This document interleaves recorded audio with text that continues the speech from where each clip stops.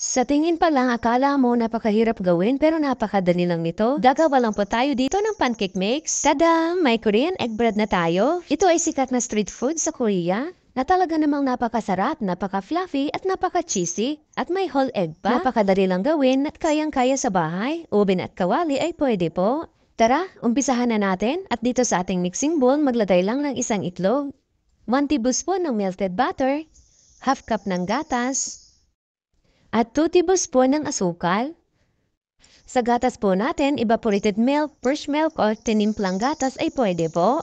Matapos natin ito mamix mabuti, maglagay lang ng half cup ng all-purpose flour, 1 teaspoon ng baking powder at konting asin. Isip lang natin para matanggal ang mga buo-buong harina. I-mix lang natin itong mabuti hanggang sa mag-well combined na ang ating mga ingredients.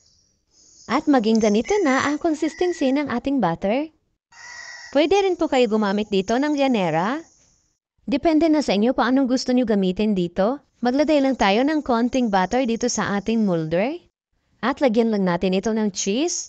Mamurahing cheese lang po ang ginamit ko dito.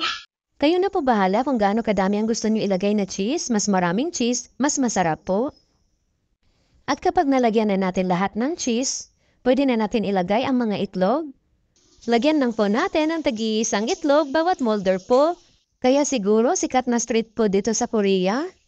Kasi ang daming cheese at may whole egg pa. At lagyan lang natin ulit ito ng cheese sa ibabaw. May konting butter tayong natira, ilagay na lang natin ito lahat.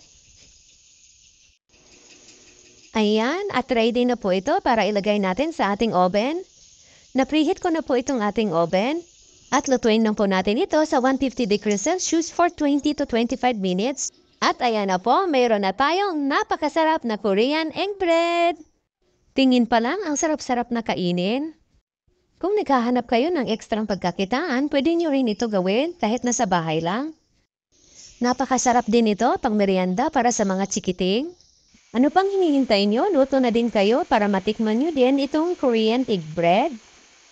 Maraming salamat. Hanggang sa susunod po.